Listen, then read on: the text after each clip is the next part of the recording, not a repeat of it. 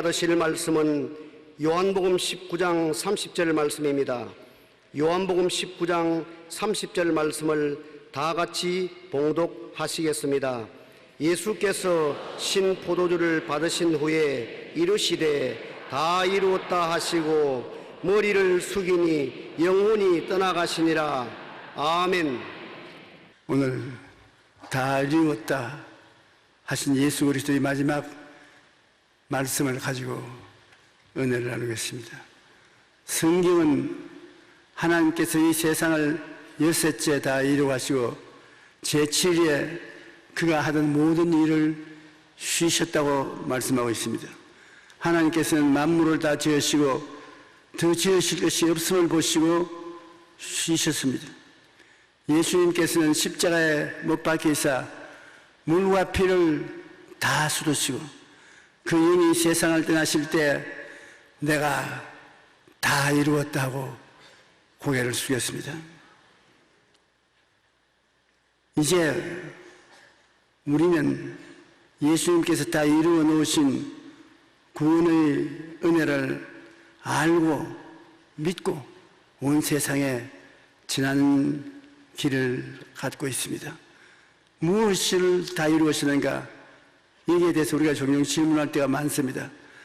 아담이 하나님의 말씀을 거역하고 선악과를 따먹은 결과로 인간의 영이 죽고 온 세상이 저주를 받았는데 바로 이와 같은 흉악한 부정적인 세계에서 우리를 건져주시는 사역을 다 이루었다는 것입니다. 로마서 5장 12절에 그러므로 한 사람으로 말미암아 죄가 세상에 들어오고 죄로 말미암아 사망이 들어왔나니 이와 같이 모든 사람이 죄를 지었으므로 사망이 모든 사람에게 다 임하였다. 이 세상에 태어난 사람이고 죽음의 선고를 받지 않고 태어난 사람은 없습니다. 창세기 3장 17절에 보면 아담에게 이르시되 내가 내 아내의 말을 듣고 내가 내게 먹지 말라 한 나무의 열매를 먹었은즉 땅은 너로 말미암아 저주를 받고 너는 내 평생의 수고하여 그 소산을 먹으리라. 하나님의 말씀을 거역한 죄로 말미암아 아담과 하와의 영이 죽었습니다. 그리고 혼과 육을 가지고서 이 세상에 사는데 이 세상은 저주를 받아 가시와 은거키를 내고 편안하게 살 도리가 없었습니다. 이것이 예수 그리스도의 마지막 죽음을 다 이루었다 하실 때 청산되었다는 것입니다. 마귀의 유혹을 당한 아담과 하와는 하나님을 등지고 마귀의 종이 되어 하나님께서 주신 모든 생명을 다 빼앗기고 저주받은 땅에서 마귀의 종살이를 하고 살았습니다. 에베소 2장 2절에 보면 그때 너희는 그 가운데 행하여 이 세상 풍속을 조르고 공중 권세 잡은 자를 따랐으니 곧 지금 불순종의 아들들 가운데 역사하는 영이라. 마귀는 하늘에서 쫓겨나서 지금 공중에 진을 치고 있는 것입니다. 하늘은 첫째, 둘째, 셋째 하늘 여러 하늘이 있습니다. 우리가 나중에 천국 가서 놀랄 것입니다. 하늘이 이렇게 많은 줄 몰랐다고. 땅은 하나로 돼 하늘은 여러 천개가 있습니다.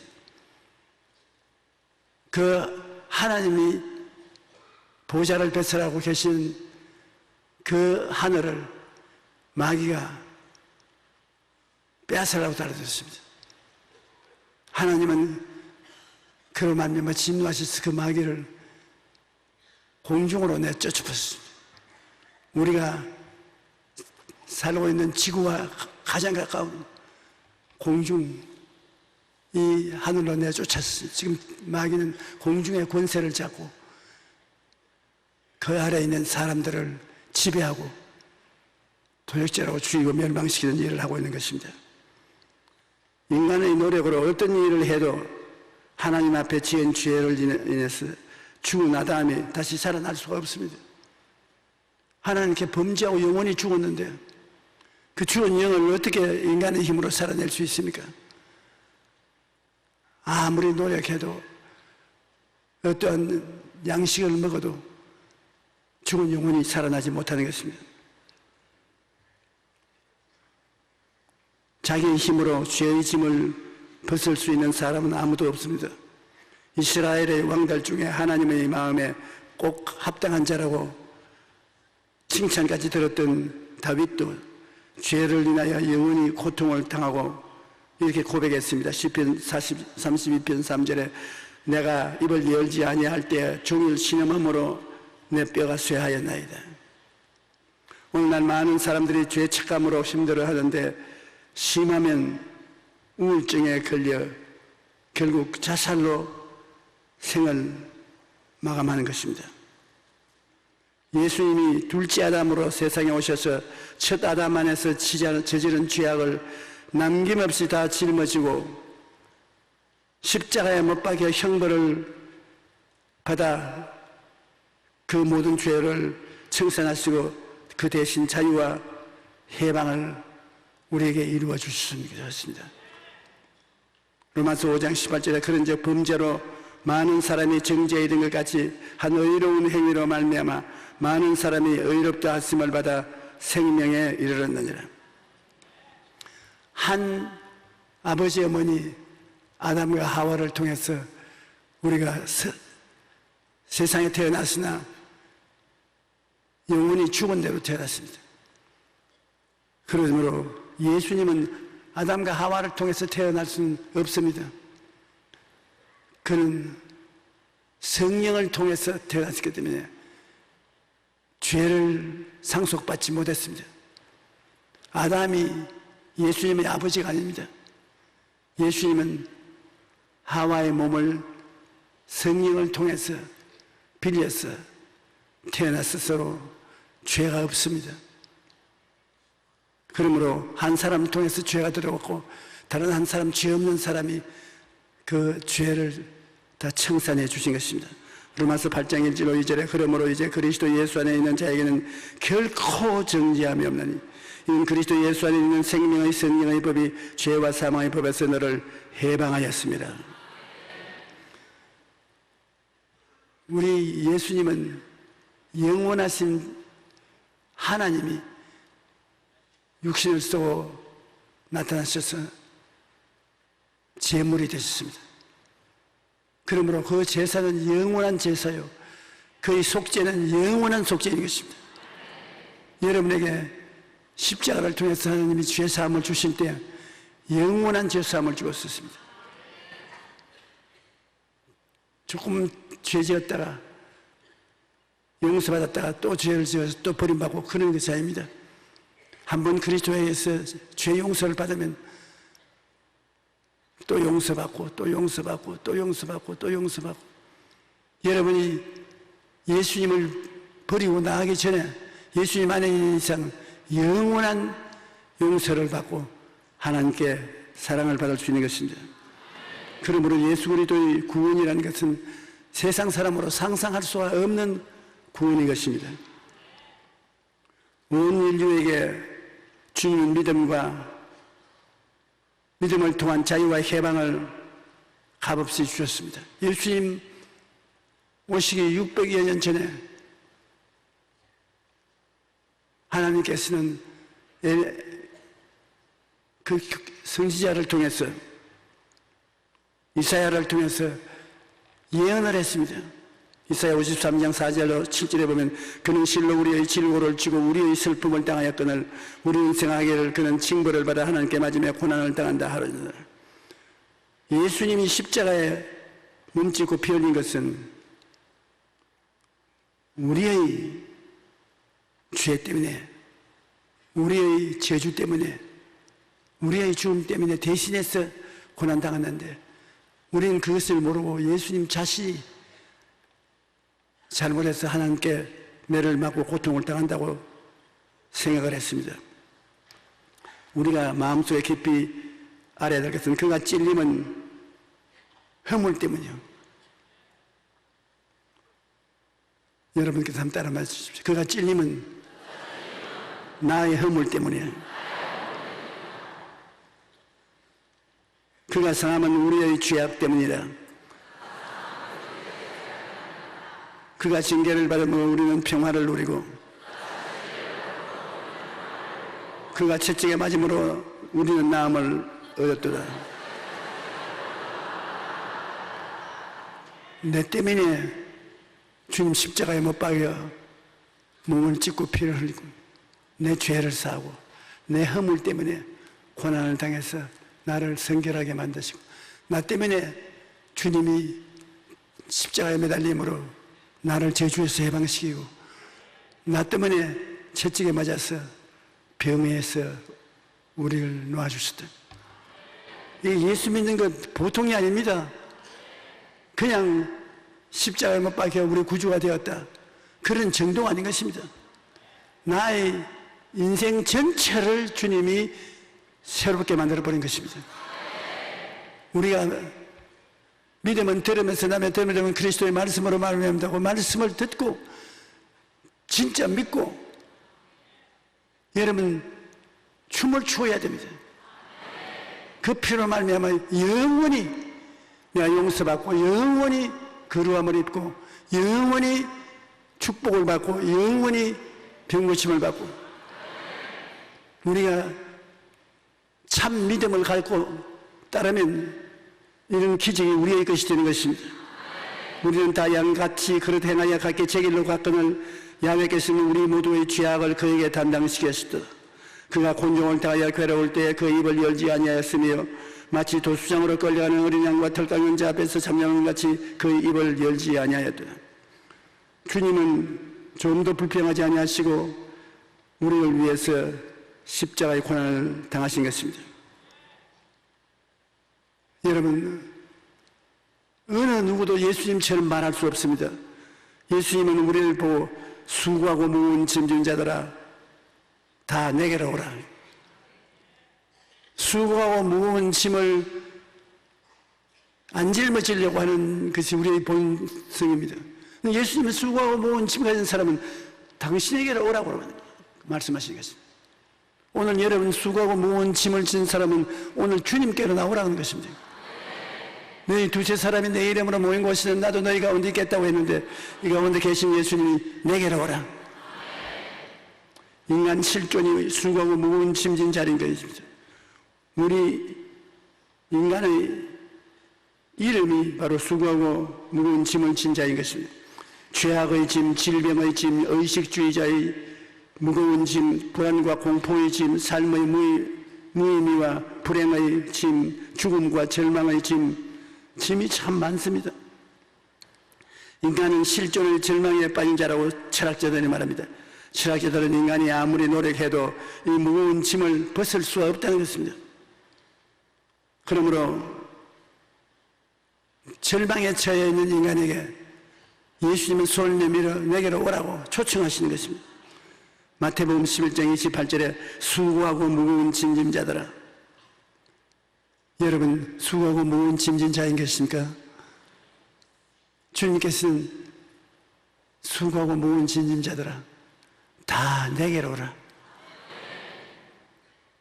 내가 너희를 쉬게 하리라. 이거 참 적극적인 초청인 것입니다.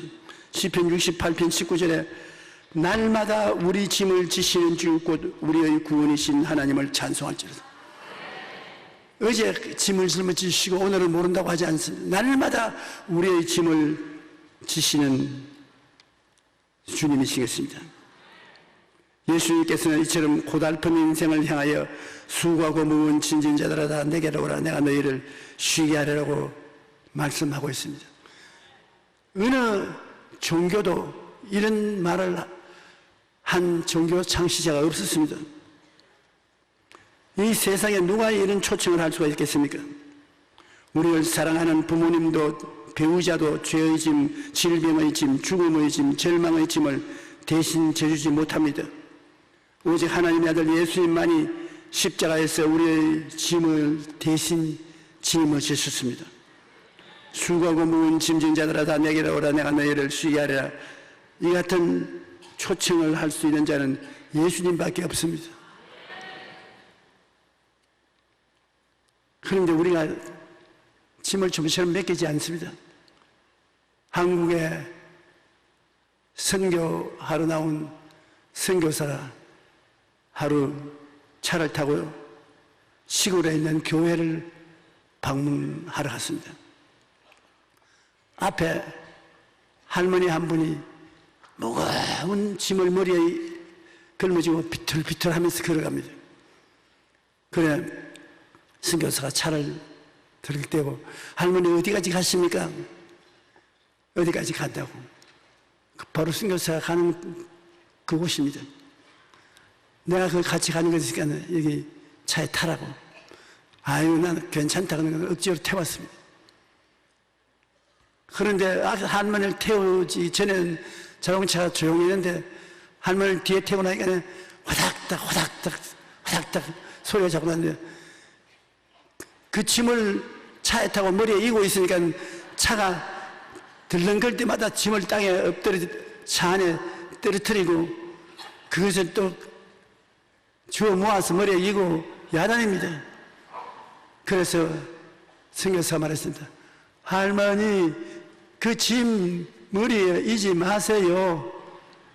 내려놓으세요. 그 할머니가 운전사를 보고 참 마음 좋은 사람도 있네. 몸을 태워주는 것도 보고 고마운데 뭐 짐처럼 태워놓으면 차가 얼마나 고생스럽냐. 몸만 태워줘서 고맙습니다. 짐은 내가 인구하겠습니다. 짐을 이고 가나 차에 내려놓으나 차는 똑같이 무겁습니다. 그런 말씀 마세요. 차가 무거워서 안 됩니다. 그래 내가 그 이야기를 들었을 때 그 할머니는 결국 타고 끝까지 보따리를 내려놓지 않은 것입니다.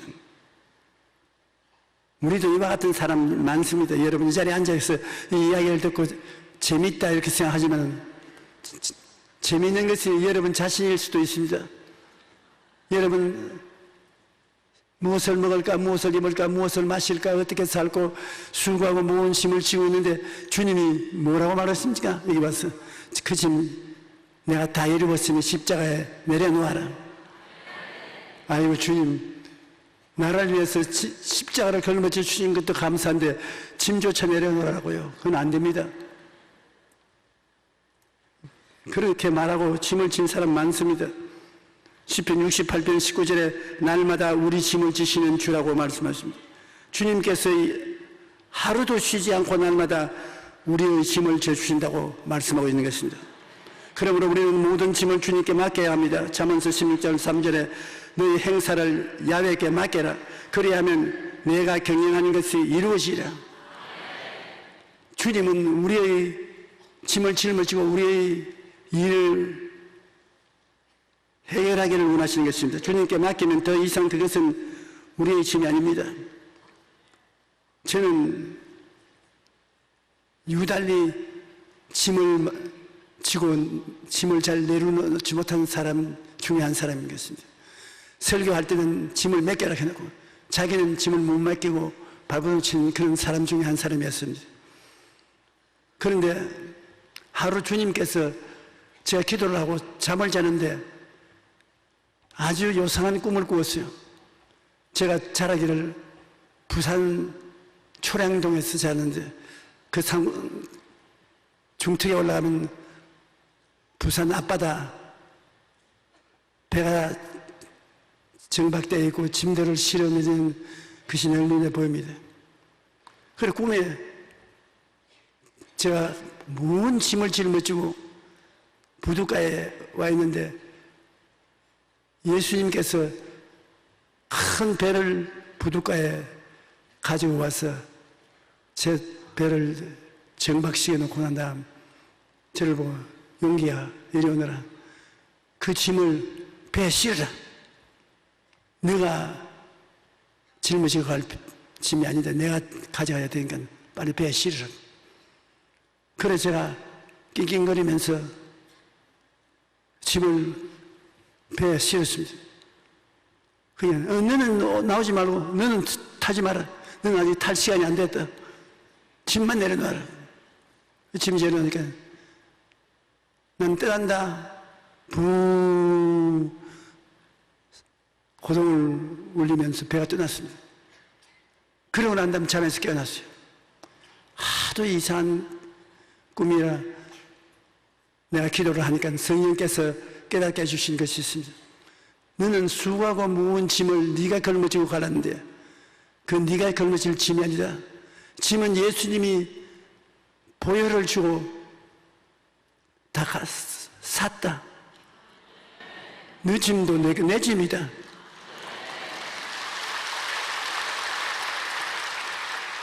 그러니 내가 너 짐을 보혈로 값을 주고 샀으니까 내가 내 배에 싣고 떠나니 다시는 그 짐 보려고 생각하지 말아라.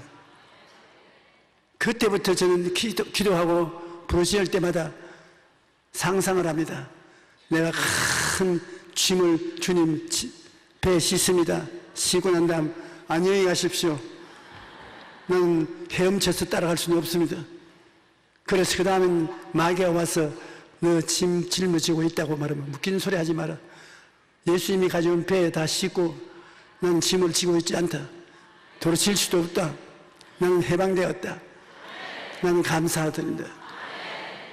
그렇게 하고 난 다음에 마음에 평안을 얻게 되고 하나님의 응답을 많이 쉽게 받게 된 것입니다. 어떨 짓누르는 짐을 하나님 배에 싣고 나면 마음이 얼마나 편안한지 말로 다 알 수가 없는 것입니다. 하나님께서 가장 귀하게 여기시는 덕은 믿음입니다. 내가 내 앞에 다른 신을 두지 말라, 우상에 절하지 말라, 하나님 이름을 망령되이 부르지 말라, 안식일을 거룩히 지켜라.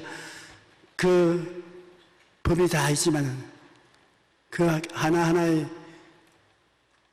법이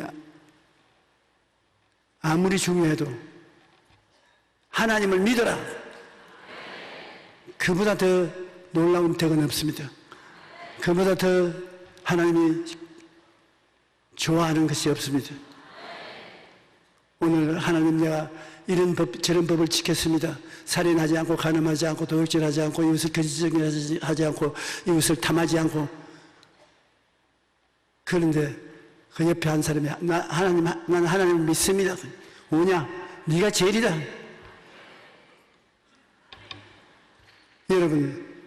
여러분이 하나님을 믿는 것이 제일 하나님이 귀하게 여기신 것입니다. 그 다음은 믿음의 하나님의 은혜를 의지해서 행사를 할 수 있는 것이 율법을 지키는 것이 율법이 믿음보다 낫지 않습니다. 하나님이 가장 귀하게 여기시고 찾아주시고 높여주시는 덕은 믿음입니다. 하나님이 사랑하시고 사용하시고 높이 들어준 사람들은 모두 다 믿음의 사람이다. 집안이 좋은 사람, 공부를 많이 한 사람, 덕이 있는 사람, 그것보다 더 위대하고 훌륭한 사람은 믿음이 있는 사람이겠습니다. 히브리서 11장 32절로 40절에 보면 내가 무슨 말 더하리요 기드온 바락 삼손 입다 다윗 및 사무엘과 선지자들의 일을 말하려면 내게 시간이 부족하리로다. 그들은 믿음으로 나라들을 이기기도 하며 의를 행하기도 하며 약속을 받기도 하며 사자들의 입을 막기도 하며 불의 세력을 멸하기도 하며 칼날을 피하기도 하며 연약한 가운데서 강하게 되기도 하며 전쟁에 용감하게 되어 이방 사람의 진을 물리치기도 하며. 히브리서 11장 38절에 나의 의인은 믿음으로 말미암아 살리라. 또한 뒤로 물러가면 내 마음이 그를 기뻐하지 아니하리라 하시느니라. 한번 따라 말씀하세요. 나의 의인은 믿음으로 말미암아 살리라. 또한 뒤로 물러가면 내 마음이 그를 기뻐하지 아니하리라. 여러분이 아무리 믿음이 적다 해도 겨자씨 하나일 만한 믿음이 있습니다. 그 믿음이 실제로 얼마나 위력이 있는지 겨자씨 하나라는 믿음으로 하나님께 기도하고 믿으면 하나님은 태산을 옮겨주신다. 우리 예수 믿는 사람이 실제로 알고 보면 해결 못할 문제가 없습니다. 예수님이 제 아들 보시고 하나님을 믿어라. 누구든지 산들을 명하여 저 바다에 던지라고 그것이 이룰 줄 믿고 의심하지 않으면 그대로 되라. 여러분이 지금 문제라고 가지고 있는 것도 하나님 보시면 문제가 아닙니다. 나사로의 죽음에 대해 보면 마리아와 마르다의 오라버니 나사로가 죽어 무덤에 들어가서 나흘이 되어 썩은 냄새가 나는데도 불구하고 주님께서 다른 일을 하라고 말 안 했습니다. 마르다야, 하나님을 믿어라. 너 오라버니가 살리라. 그래서 오라버니 무덤에 가냐, 믿음의 행동으로 무덤 문을 옮겨 놓아라. 예수님이 무덤 문 앞에 가서 나사로야 나오라. 즉시로 수의를 몸에 감은 채 나사로가 걸어 나왔습니다. 거짓말 같지요? 그래도 참말입니다. 그것을 믿어야 되는 것입니다. 이 세상에 하나님께서 주신 은사 중에 가장 큰 은사가 믿음인 것입니다. 우리는 우리를 살리시는 주 예수님을 가슴에 깊이 모시고 항상 예수님은 믿음의 주, 우리를 온전케 하시는 주님으로 바라보며 감사 찬송하고 기뻐하고 즐거워하며 살아야 합니다. 우리들이 죄의 무거운 짐을 지시고 십자가에 매달려 고난당하신 예수님의 대속의 은혜를 절대 은혜로 믿고 높이고 믿고 감사하고 믿고 기뻐하는 춤추는 우리가 되어야 합니다. 우리의 사는 길은 믿음뿐입니다.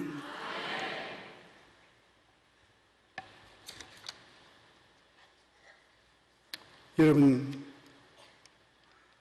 수고하고 무거운 짐을 오늘 다 지고 주님께 나왔습니다만 우리의 죄와 불의와 추악을 십자가에 담당하신 예수님은 우리의 건강도, 우리의 먹고 입고 마시고 사는 생활도, 살고 죽는 것도 다 짊어졌었습니다. 주님의 살을 먹고 주님의 피를 마시고 우리가 주님 품에 안기면 주님이 책임져 주시는 것입니다. 저는 이 교회를 지을 때 아주 극단의 고통에 처한 경험을 했습니다. 건축 회사에서는 돈을 안 준다고 나를 재판에 회부하겠다고, 교회 성도들은, 돈 있는 성도들은 이 교회 망했다고 교회를 떠나가고, 나같이 바보스러운 사람들은 남았는 것 같았습니다. 제가 이 가운데 여기 서서 위를 쳐다보면 위에 쇠에서 녹물이 뚝뚝뚝뚝 떨어집니다. 아이고, 하나님, 날 죽여주십시오. 그때는 죽는 것이 그렇게 아름답게 보일 수가 없습니다. 하루는 새벽 기도를 마치고 저 뒤에 순복음 아빠도 살았으니까 들어가서 잠을 자려고 하는데 눈을 감자마자 내가 엘리베이터에 갇혔어요. 엘리베이터에 갇혔는데 아무리 바통을 눌러도 엘리베이터가 움직였는데 나갈 수가 없습니다. 사람 없습니까? 날 좀 건져내 주십시오. 그러니까 누가 내 앞에 덕석이에 쳐다보니까 예수님이에요. 저는 꿈에 예수님을 종종 잘 봅니다. 왜 부르시느냐? 아유, 주님 엘리베이터에 갇혀서 들어가도 나가도 못합니다. 하하하, 내가 곧 길이요. 그 말만 합니다. 진리요 생명의 말은 안 하시고 내가 곧 길이요. 그래서 아유, 주님이 길 같으면 주님 붙잡으면 나갈 수 있겠네요. 주님을 탁 끌어 안으니까 내가 엘리베이터 밖에 나와 있어요.